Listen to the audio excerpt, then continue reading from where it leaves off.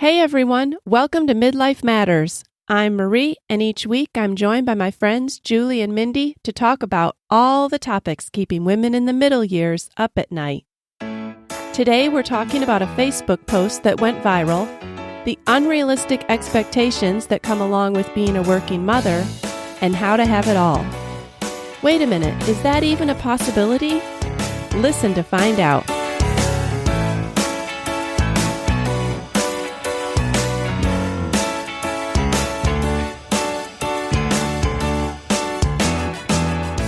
Hey everyone, we have a little different lineup on the show this morning. Julie is with us. Hi Julie. Hi Marie. Hi. We're missing Mindy because she's traveling this week, but we are also joined by another guest, Tonya Winders. Tonya, welcome to Midlife Matters. Thank you for having me. We are so happy to have you. Listeners, today the three of us are going to be talking about working moms and the incredible expectations that come with that role. Our springboard for this discussion is a Facebook post that went viral this year. But before we get into specifics, Tonya, would you tell the listeners a little bit about yourself? Sure. Well, again, thank you for having me. I'm excited to be on the program today. My name is Tonya Winders, and I am the mother of 5 teenagers between the ages of 14 and 20. So I have one boy who is 20 and then 4 daughters, 19, 17, 16, and 14. And so it is certainly a very busy household. I have been married to my husband, Brian, for 23 years. We're in our 24th year of marriage. We live in Hendersonville, Tennessee. And I am currently serving as the president and chief executive officer of a national nonprofit named Allergy and Asthma Network. That is a nonprofit that's dedicated to ending needless death and suffering due to asthma, allergies, and related conditions. I've been leading that organization for 7 years, and also am very active in our church community and our local community to the degree that I can, given my responsibilities at home and work. Wow. Well, you have got a lot going on. So 5 teenagers in the house, ages 14 to 20. Yes, and lots of hormones. And 4 of those are girls. And I have 2 twin teenagers in the house that are girls. And I'm telling you, the drama between girls is through the roof. So I can't imagine doubling that with 4. Yes. Well, one of them is away at college now, but 3 are still here. And actually next year, all 3 will be in high school at the same time as a freshman, a junior, and a senior. So it definitely is a very crazy, chaotic life from time to time. It sounds like it. Well, Tonya, I think that you're more than qualified to weigh in on this topic, and we really appreciate you coming on today to share your experiences. As I said before, this episode came about because of a Facebook post that went viral. It's a working mom's rant to society by Sara Buckley Friedberg, a mom of 3 in Massachusetts. In the post, she lays out all the pressures and expectations that she feels society places on working moms. Her writing is powerful and really struck a chord with a lot of people. We're going to put a link to her full post in our show notes, but right now I'm going to read some of the best parts. Society to working moms. Go back to work 6 to 8 weeks after having your baby. Keep your mind on work and not your tiny helpless baby that's being watched and cared for by someone other than you. Make sure to break the glass ceiling and excel at your job. You can do anything a man can do. Lose that baby weight and get back in shape as quickly and gracefully as possible. Get up at 5 a.m. to work out, unless you want to do it after your kids go to bed, when you also need to clean the house and get life ready for the next day. Maintain a clean, Pinterest-worthy house. Take the Christmas lights down, recycle, be Santa Claus, the Easter Bunny, the Tooth Fairy, the birthday planner, the finder of lost things, the moderator of fights. Be fun, be firm, read books, have dance parties. Maintain the schedule for the entire family. Birthday parties coming up? Make sure to have presents. Ensure the kids are learning to swim, play an instrument, read, ride a bike, be a good human being, eat vegetables, wear sunscreen, drink enough water, say please and thank you. Don't forget they need to dress as their favorite book character on Monday and wear something yellow on Thursday. Hey, kids need lots of doctor's appointments, monthly as babies, every time they're sick. At least 2 school conferences a year, parents' night, back to school night, Get to know your school night. Don't forget the kids need healthy meals. That requires meal planning, grocery shopping, and meal prep on the weekend. But also hang out with your kids on the weekend, since during the week you only get to hang out with them when they're exhausted and angry that you made the wrong kind of spaghetti for dinner. Date your spouse. It's important to keep your relationship alive and fresh. Try to go out 1 to 2 times a month. Hire a babysitter. They charge $22 an hour in your area, so make sure to take out an extra mortgage or work another job to be able to afford this. And have a hobby. It's important to have you time. Be well read, keep up with the latest pop culture and TV shows, and keep an eye on politics to be able to discuss at least one of the above during small talk. Make sure to have friends. Social time is so important. Surely there's an hour or 2 left in the week after all the working, appointments, exercising, cooking, scheduling, cleaning, imparting lifelong morals, and learning on the kids. Self-care. So important. Get in shape. See your general doctor, the dentist, the lady doctor. Get your eyes checked, your skin checked, your mental health too. If you have postpartum anxiety, you look fine and your kids are so cute. Don't wear yoga pants and a mom bun, or society's going to mock you in numerous witty blog posts. Never mind that nothing fits. Going to have to get up even earlier so you have time to style your hair, wing your eyeliner, search for a pair of pants that fit your new post-baby body. Get off the phone, turn off the TV, enjoy your life, enjoy your kids. These are the good times. Make sure to love every minute, because before you know it, it will all be in the past.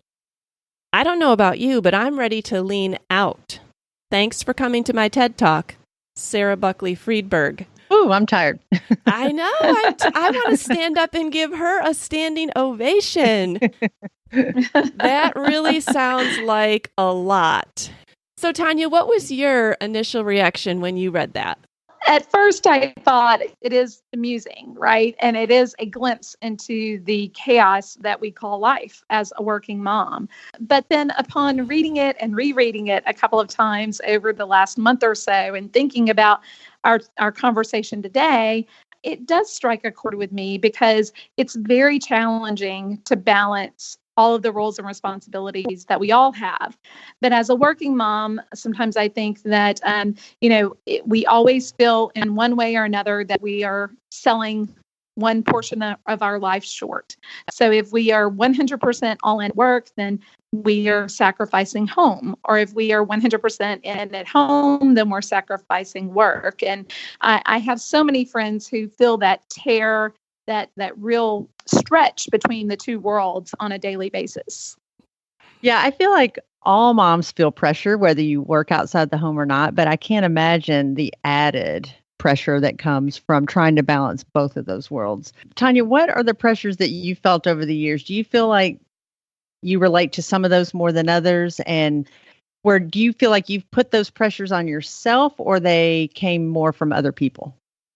Yeah, Julie, that's a great question, because quite honestly, I think there are a lot of external pressures. Society has its, if you will, norms for the role of women, and that has changed dramatically even in my lifetime. The role that my grandmother and mother played is certainly not the role that myself or my friends or my sisters play today.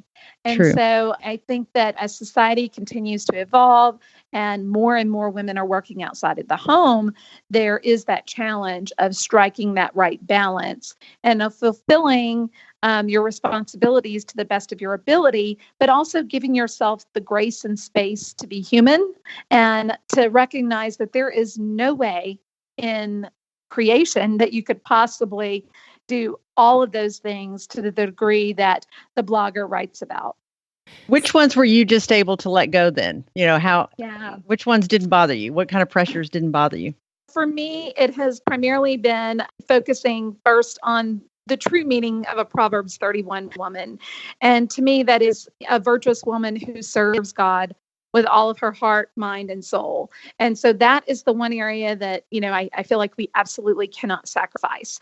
Now, I can't be at every single kid's classroom event. I can't always be there to read the story on their birthday or to throw a big class party.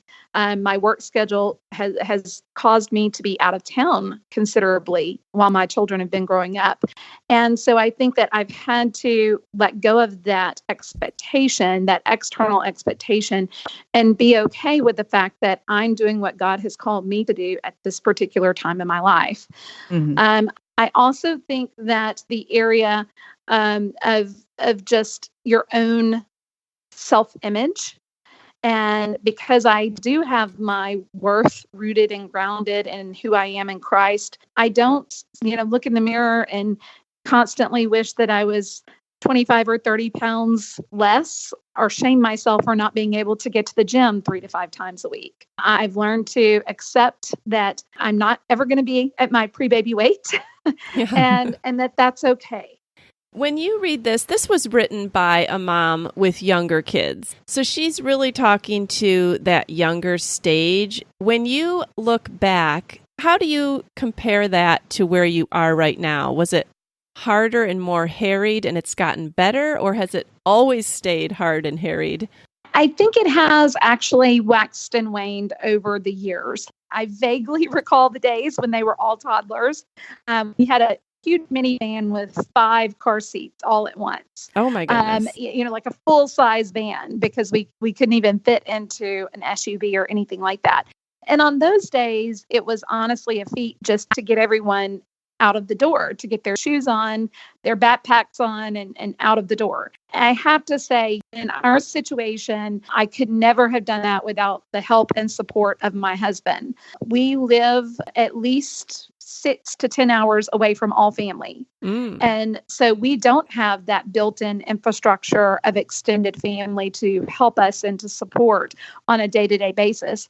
And without his help of being a true partner, and at times even putting his career aspirations or his aims or goals secondary to mine because of the well-being of the family, it wouldn't have worked. It's interesting because as the children have grown up and we've had periods where we've homeschooled, we've had periods where they've been in public school and also where they've been in private school, the demands outside of the home have certainly varied given that structure. Mm-hmm. So I think a lot of it, we've made those decisions in the context of what was going on in the rest of our lives and in my career at any given time. Now, I know that you mentioned when we were emailing back and forth that you travel a lot. I do. Okay, so how much are you on the road?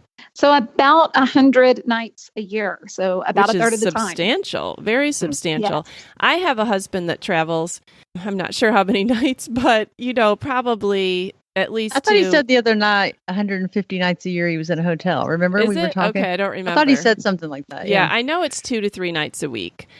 I'm not to toot my own horn, but I don't know how he could do that if there wasn't somebody holding down the ship. So is that what your husband does for you? Yeah, absolutely. I mean, I think that, it is a partnership and that it has absolutely taken us both determining, okay, who's going to play that primary role in the home given the travel demands. I tried to take steps to lessen that burden.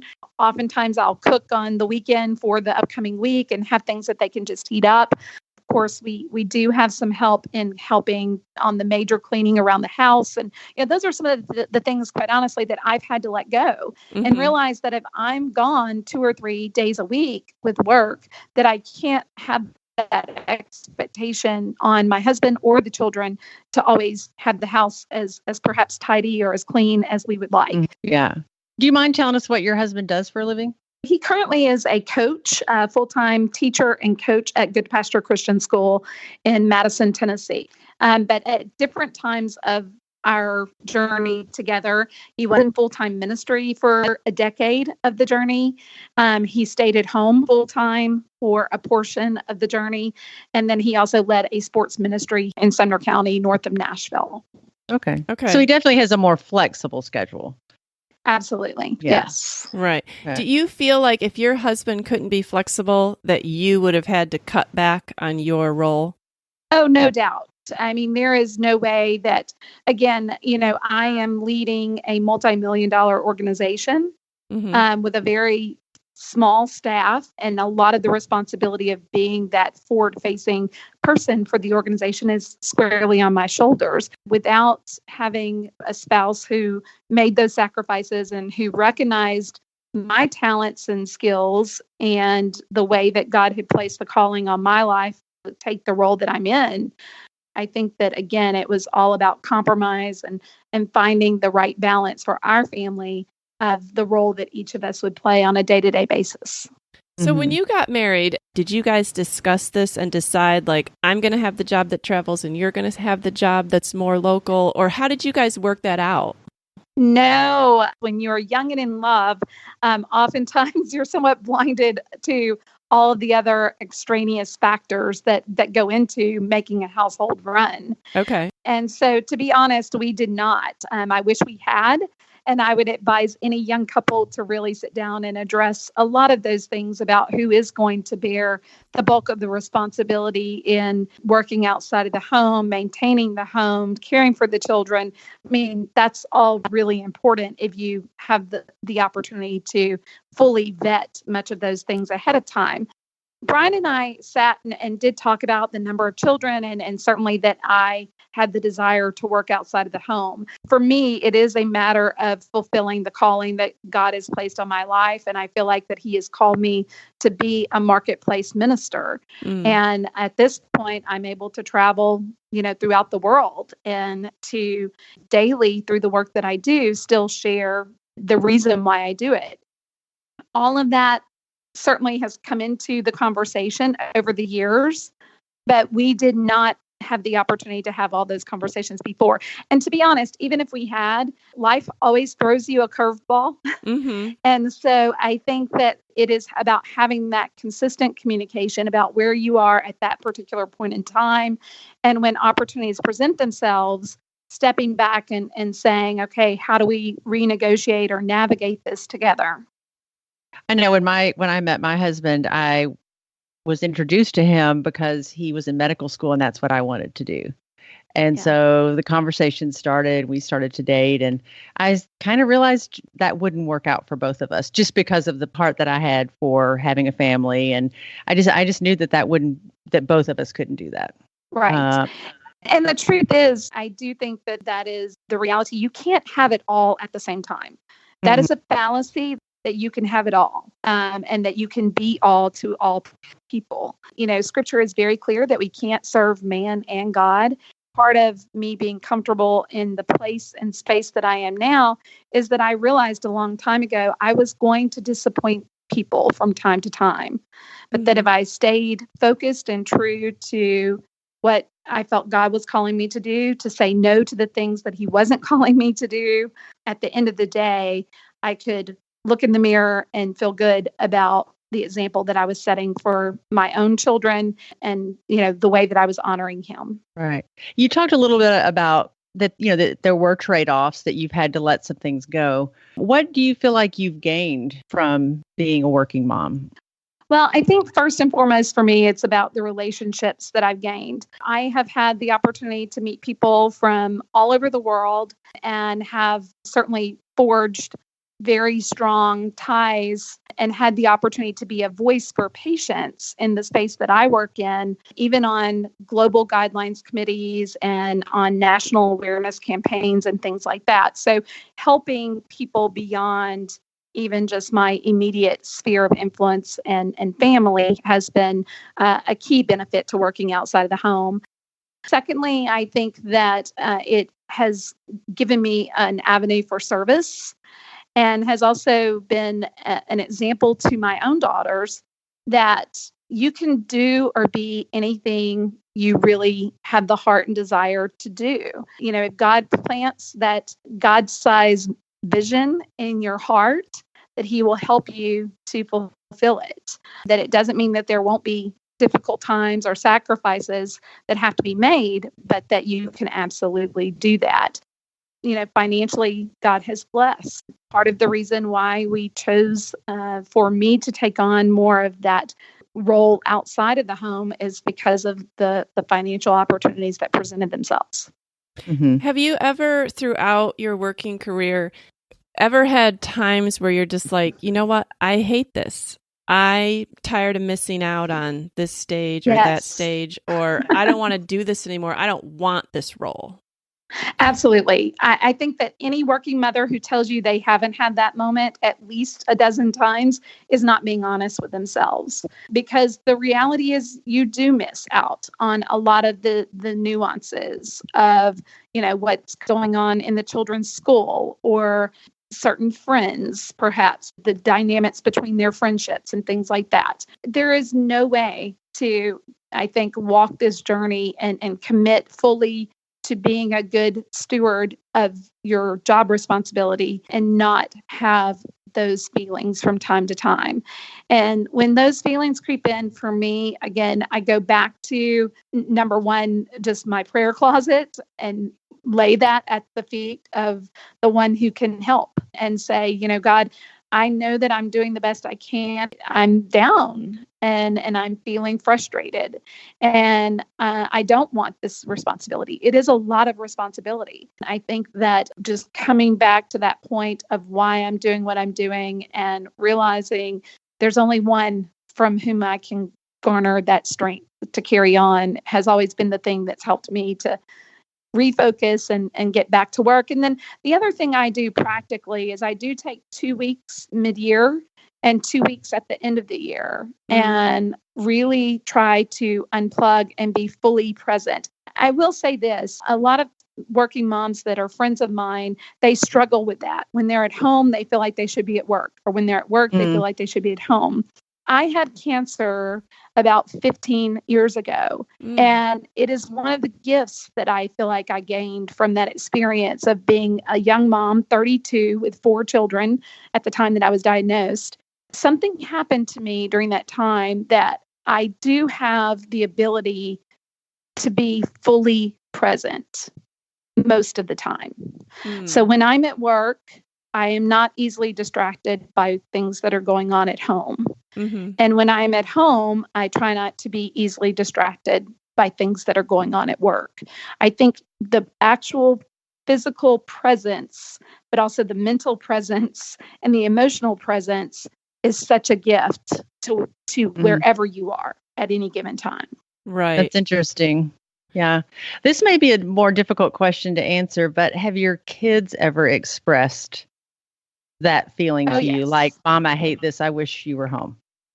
Yeah. And those are difficult conversations. I mean, it certainly pulls at your heartstrings when your teen daughters and son say, I wish you could be here more, or I wish you didn't have to miss this event, or, Mom, why can't you just have a normal job like the other mothers or stay at home like the other mothers?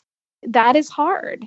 And I think that I've been honest with my children that, my husband has been, again, a great helpmate in reinforcing that my heart is always here. I'm always doing what I'm doing for the family, and that there's no place I would rather be than with my children 24/7.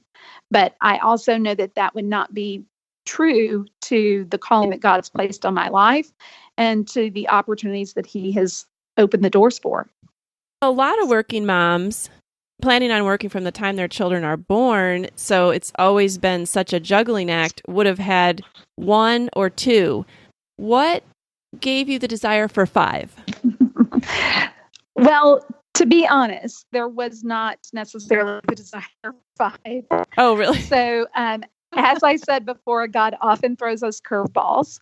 We laugh because honestly, there for about 5 or 6 years, if we were in the same room, it seemed that we were getting pregnant, even with precautionary measures. Okay. But looking back on it, I wouldn't change it for anything. I know it was God's plan, and I know that each and every one of the children has been such a blessing to our lives already. And the fact is that I did think about it after I went through the cancer and again had that scare that perhaps I would not be able to work. That many small children and with the long-term effects of the health conditions. But again, I just committed that to prayer and surrendered to the plan that I felt like God had. And it's interesting because I've worked in the pharmaceutical industry, I've worked in the medical device industry, and now in the nonprofit industry, healthcare nonprofit space. And in each of those, I've had different levels of travel, responsibility, and flexibility. And I've chosen those roles at the given time to complement, again, what was going on with the family. So you have had some kind of choice in maybe what demands your job is asking for you at different stages. Yes, and I've had to say no to opportunities that I didn't feel like really it was the right timing. Mm-hmm. And that oftentimes is very challenging for working women, to recognize that timing is everything. It's very important.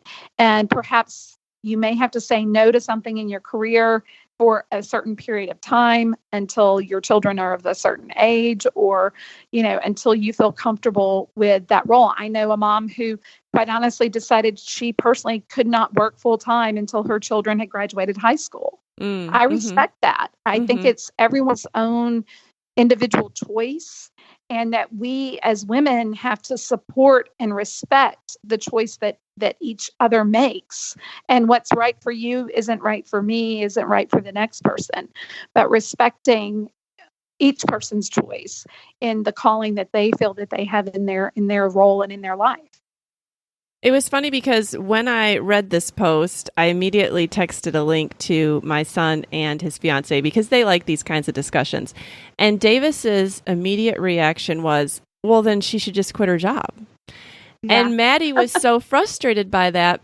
Just because you are having downsides or frustrations, it doesn't necessarily mean that she wants to quit her job. In any choice you make, there are going to be trade-offs and things that you don't like about it. Just like the stay-at-home mom who might say, I'm unfulfilled and bored here, and it's really frustrating me. And her husband might say, well, then get a job. Like, that's not the answer. That's not the answer. Yeah. No. And I would bet that if we would look deep inside the recesses of most fathers and men's minds, that they too struggle with a lot of these same issues from time to time. I mean, it truly is just balancing all of the roles and responsibilities that we all have. And, I think that has become increasingly more challenging given the way in which society has evolved, and that we are so connected. We do have many more opportunities, that the world is somewhat shrinking as far as globalization and the way to work. But it also, for me, I work from home a portion of the time. And on those days that I am not traveling, that I am not in the office, that I'm working from home, I have the ability to go have a more leisurely lunch with my daughters or my husband. You need to step back and look at the risk and benefits, the pros and cons to all the choices that we have to make. Mm-hmm. Well, that leads into another area that we could talk about is how do you keep your marriage strong outside of your career and kids? Honestly, again, this has been yet another challenging area with so many children and so close together. When they were little, we looked for kids' night out type of church events. We would find those that made it more affordable so that at least once every 2 or 3 months we could have a date night. As the kids have gotten older and can stay by themselves, it's a little bit easier from just a childcare perspective. But of course, kids' activities and sports seem to be all-consuming from time to time. They don't. Yeah. And so a couple of the things that Brian and I have committed to are, number one, when the kids were little, we've always had a very strict bedtime policy. So even now with our teenagers, 9:00, everyone turns in their cell phones and says goodnight. Now you can stay up for another hour or 2 or 3 if that's your choice, but that's our time to be alone together. Mm-hmm. So post 9:00, that's our time. I bet that's really hard to draw that line, especially if you've been gone that week And the kids are like, Yes. oh, but I just want to sit here and snuggle with you on the couch. Like, it's really hard to tell your kids, okay, I'm sorry, I love you, but you're going to have to go and find something else to do because I need to spend some time with your dad. Yeah, it is. But it also, I think, reinforces that even when they are out of the house and gone, that we plan to be a couple and that we, I think the greatest gift you can give your children is that security of a healthy marriage.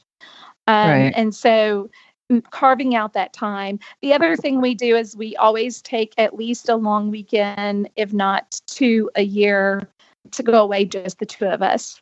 And that is really a time, again, of just remembering why we fell in love and who we are as a couple outside of our roles as mom and dad and day to day.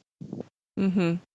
Let's talk about some of the practical things, like just day to day. What has it required outside of your home to make it all work? Like, what kind of help have you had to have over the years? So we do have a housekeeper that comes in every couple of weeks and helps with the heavy cleaning of the bathrooms and the kitchen and, all of those heavy cleaning type of things. My husband has horrific allergies, grass allergies. And so we have someone who helps with the yard so that he doesn't have to do that. And also just from a time constraint with everything going on. So that's two ways that I think we both have agreed it's money well spent just to provide us with an extra few hours a week to not have those household responsibilities. Otherwise, we have not had a lot of outside help that is paid help, but I have a whole network of the kids' friends and parents who have stepped in to help run them to practices or to make sure that they get, a meal between school and a game or what have you. Just even the logistics of having that many children. Sure. And this past year, with our older two going away to college, we didn't have a driver in the household and beyond myself or my husband. And so it was a challenging year of just trying to shuttle kids and find rides to when people are going different directions. So even just the logistics aspect, it's definitely taken a community. And then I do have a couple of good girlfriends that are stay-at-home moms that helped to support too, and that my kids know if they ever need anything, they can pick up the phone. And if I can't get there, those good friends can. Mm-hmm. Yeah, that's amazing that you're able to do all that without family near you. Because I know I depended on my family so much. Yeah. Well, sometimes I say family doesn't have to be blood, and I think we're very fortunate that we have a lot of very close friends and brothers and sisters in Christ that have come around us and helped to support and certainly have provided that extended family when perhaps we can't just get grandma here in an hour. Yeah, that's really neat. I can remember relying a lot on carpools and friends to kind of shuttle my older two around to different sports practices after school because I had 3 little kids at home, and it was such a blessing. And when I finally got to my last 2 and was in a position where I could drive them everywhere and there wasn't anyone that I was having to leave at home, I remember I texted one of my friends that had done a lot of driving for my older kids, and I said, I just need to thank you. Like driving around, and, it's just hitting me all again, like what a gift that was for you. Like anyone that's listening, if you give someone else's child a ride to and from practice, I'm telling you, you don't know how much you're saving their butt that day. Exactly. Well, and I think it definitely takes a village, right? Again, recognizing where you can't always be doing exactly what you would like to do or fulfilling everyone's expectations, and being okay with that and saying, I need help is a huge part of any mom's journey, but especially a working mom. I think that you have to give yourself some slack and be very vocal about the times that you need help. The other thing I would say is just in self-care, I do try to find those times to sneak away and 2 or 3 times a year do a spa day or go on a girls' weekend or do something that is solely for me. Mm-hmm. I also meditate on a daily basis, both in the morning and at night. 10 or 15 minutes makes a world of difference in keeping me centered and surrendered to the callings on my life. I think that meditation and self-care is so vitally important to stay healthy. I bet that's really hard too, because with a husband that travels, and it may just be a difference in personality, but he has a really hard time with self-care. He would have a hard time taking a couple weekends a year to go do something for himself because he already travels and is away so much. And even if we say, hey, do this thing for yourself, he lots of times feels too guilty. So, so you've really had to, it's great. It's really self-aware of you to really do it. Well, I think that I have also been privileged that I have had the opportunity to build it in around my work. Because my work does cause me to travel, I might stay over just a day or two. Or just recently, I had to go to Italy on a business trip, and I had 2 trips, actually, one to Portugal and one to Italy. And I could have jolted back across the pond and had a day or two, or I could stay there in Europe and enjoy the sights for a day or two, rather than killing myself and probably not being a very pleasant mom in the midst of it. And so just realizing that and saying, no, this is what I need to do to maintain my own mental health, physical health, emotional health in the midst of everything that's going on, I think has been, again, a valuable lesson that I can't say I've always done it well, but I'm doing it better as I quickly approach 50. Mm-hmm. All right, Tonya, I wanted to ask you some of the things that you thought would be a big deal. Maybe they didn't turn out to be a big deal, and things that you thought wouldn't really matter and they did turn out to be a big problem. Do you have any examples of that? Well, things that I thought would be a big deal that really have turned out not to be. I definitely, as a young mother, thought it was extremely important to always have the kids in matching outfits with their hair fixed and super cute, picture ready at any point in time. I've certainly realized over the years that is not necessary. And that quite honestly, that is at the sacrifice of the relationship with my kids, right? Because I think we've all had to let that one go. Because they all have their own styles. So I think that-that's been a big part of something that I thought was really important, like always having a family Christmas card. And, that has turned out, no, actually, the people that need to know we're still alive and breathing, no. Right. And the rest of it, is okay. It's a little bit more challenging to think of things on the reverse that I didn't think would be a big deal that turned out to be a big deal. I can remember one time the end of the year awards ceremony, and I could not be there. It was impossible. We lead a large national event every year on the same day, and it just happened to conflict, and there was no way that I could be in Washington, D.C. and in Hendersonville at the same time. And while I probably thought, it's really not that big of a deal to my kids, in retrospect, and when we sat down and talked about it, it was a very big deal. There are certain milestone moments that they really want me to be there, and that there is no substitute for me. Right. So I think recognizing and agreeing on those times. Even we sit down at the beginning of the school year and say, okay, what are the days that you really feel strongly that you want me to be there? That's really smart. Yeah. And doing everything in my power to make that happen. Because a lot of times I can say, I don't think that'll be a big deal. And really my child did think it was a big deal. And then the things that I think are real important, they're ready to blow off. Exactly. Yeah. So it's fair to know that on the front end. Yeah. And for everyone to say, okay, here's is your birthday. Like, you absolutely want me here on your birthday, which I've always tried to do. But for some, they were like, oh, well, Mom, we're celebrating at this time. I'd rather you be at the celebration than actually here on the day. Okay.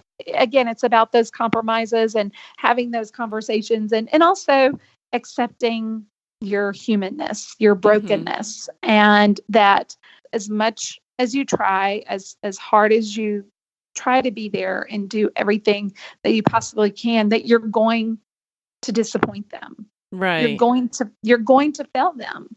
I don't know a single mother out there that hasn't failed her children or her husband. That's just in one way the or nature another. of motherhood. Like, it doesn't matter what your job is or what you do, you're definitely going to fail them. Exactly. So, I think accepting that and being honest about that is a really important aspect. Yeah. When you look back, if there was anything you could do differently, and I'm sure there are a lot of things, but is there something that sticks out in your mind? You're like, yeah, if I could have done that differently, I would have changed this. That is a challenging question for me, because I think we all look back and from time to time have regrets. And yet, if I really think about it, each of those things that I would see as failures or regrets actually have helped me to be in the position and in the place that I am mentally, spiritually today. So I really don't think I would. Oftentimes I'll think about, well, what if I had not taken this global responsibility, which is it's a volunteer position, but I'm traveling 5 or 6 additional times a year. But I've had the opportunity to see 30 different countries that I never would have had. I've had the opportunity to speak truth into people's lives and to advocate on behalf of patients that never will have a voice. So I can't second guess that. Right. I prayed about it. I did the best I could do in the moment, and I have to, take on whatever the consequences of those things are. And for the most part, thankfully, it's worked out. Your answer is very similar. We had a Working Moms episode, number 11, with Janet Watson, one of Julie's friends. And she said the same thing. I look back and I think, what could I have done differently? But then I think, you know what? We prayed about it. We did the best we could at the time. This is how it turned out. I can't go back and look at that. I think that's wise. I know as a stay-at-home mom, there's a lot of interest and hobbies that I like to pursue. And I was just wondering if you have any of those that you do have time to pursue, or is that something you've had to also let go of? Yeah, I would say that honestly, beyond, just reading. One thing, I don't really watch very much television at all. I would rather spend the time reading or, doing things around the house or spending time with the family, whatever. So I really don't. And also, if I get still for very long, I go to sleep. So, yeah, right. I don't. That's probably the one thing that I would say that I have compromised is I don't have a lot of hobbies that are ongoing hobbies. Like I said, I take those moments to meditate, and on a daily basis, I do take those moments to get away with friends or with my sister or sister-in-law, and then the 2 solid breaks each year. But besides that, on an ongoing daily or weekly or monthly basis, I really don't have a lot of space for hobbies. All right. So if you someday, yes, I know. Someday you will be able to have some hobbies there. You're going to make up for it all in retirement. Then I'll get to do those photo albums that are sitting in bins of pictures from the last 20 years. Right. Hey, I have a lot of photos, probably like 5 years worth that I need to go through. I think that's just a modern day problem. We take too many pictures now. We can't keep track of them all. It's definitely true. Very true. So for people that are out there working right now and feeling like this mom in this stage with the young kids and the constant demands and the guilt, like what advice would you give them? My biggest piece of advice would be take a deep breath. Just breathe. Honestly, take the time every day to center yourself to realize the blessings that are around you, even if it is chaos, organized chaos on most days, to find the thing that is your purpose and calling, that God has put you in this place, in this time, and to serve in that with all of your heart, mind, and soul, regardless of that as a stay-at-home mom or as a working mother, or a mixture of both, to keep that who you are in Christ and that calling at the forefront of everything you do, is really the best advice that anyone's ever given me and that I would give to someone else. Yeah, that's really good. I think everybody has to work out the actual particulars for themselves, but maybe just be encouraged that, Tonya's gone through these struggles and is at midlife now and is kind of coming out the other side, and you can kind of see light at the end of the tunnel. And you also can see that a lot of the things that were real stressors that she's talking about in this blog post did end up working themselves out. It's true for stay-at-home moms too. Like you said, Marie, you may feel discouraged and lonely and isolated and think, how am I going to make it through this? And if you remember, if that's your calling, if that's what God's called you to do, it goes both ways, I think. Mm-hmm. Yeah, it definitely does. Tonya, just one more question. Actually, two more questions. I wanted to know, what do you wish people knew about your personal working mom life? Is there anything that you just wish people knew? I get the question all the time, like, how do you do this? It is not by my own power and might. Like, I am not that smart. I am not that organized. I am not that gifted or talented. It is only by the grace of God that every day I do the absolute best I can do in that given day and time. And that, I've had to learn to give myself the grace and space that I am human, and it's only through His goodness and His power that I can fulfill the calling. Yeah, I bet, because your life sounds really crazy and you're doing an awesome job. Is there anything that you'd like to say on this subject that you feel is not acknowledged or even recognized by society? Kind of like your own rant for working moms. Like, is there something that you feel like, man, if society would just recognize this or stop pressuring people this, it would make my life a lot easier? Well, I think that society has yet to fully grasp the Proverbs 31 woman, right? Mm-hmm. So unfortunately, I think society still thinks that means you have to be a homemaker full time. And so I think that once we get to a true point where society realizes women are equal, and that they can do a lot of the things men can do, but not everything. I mean, there are unique roles that are set forth in the scripture for men and women. And so honoring those roles, recognizing those roles is really important. And I think that if society can continue to embrace that and how that manifests itself in the 21st century, and again, recognize that is going to entail compromise, that you can't be all things to all people. And I think society, they need to recognize the fact that, yes, women can work, but they need support in that. They need more support than society wants. Society wants to think that, I can wake up, get my kids ready, drop them off at school, go to work, come home, make dinner.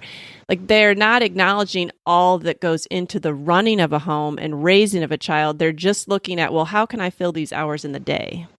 Yeah, and that's where I really feel for the single mom who has to work and does not have a choice or support. Oh, I agree. Yeah. I have one of my best girlfriends is a single mom of 5, and her children are more spread out than mine. And I say all the time, if you think my life is chaotic and crazy, you should see hers, because again, it is much more challenging when you don't have that full-time partner. You need to have a community around you that really supports you on a daily basis. Right. Well, Tonya, I really appreciate you coming on Midlife Matters and being willing to open up and share. I think so many times we want to just say it's working out fine or everything was perfect about it. And like, especially for young women coming up, I think it's so important for people to be able to hear, well, what were the pros? What were the cons? How did I make it work? If I'm thinking about doing a big role, a big job like this, like you said, I really need to discuss with my fiance or my husband, well, hey, who's going to be taking care of the other stuff? Absolutely. Yeah, appreciate you coming on and just being honest about those hard questions. Thank you for having me. Thanks for the opportunity. Yeah, definitely some hard questions, but again, important topics that I think the more we are open and honest about them, the more society will understand. And again, hopefully policies and everything else to reflect those needs, regardless if they're stay-at-home moms or working moms. There are no perfect choices. Absolutely not. Yes. Well, thank you so much, thank you guys Tonya. again. I've enjoyed the time together. All right. We'll talk to you later. Friends, we're so glad you joined us today. If you enjoy Midlife Matters, we hope you'll tell a friend. Show them how to find us on their phone and hit the free subscribe button so that they never miss an episode. They can also download and listen to each episode right from our website, midlifematterspodcast.com. We'd love to hear from you. You can find us on Instagram and Facebook at Midlife Matters Podcast. You can also email us at midlifematterspodcast@gmail.com. Thanks so much for listening, and we'll see you back here next Wednesday. Bye.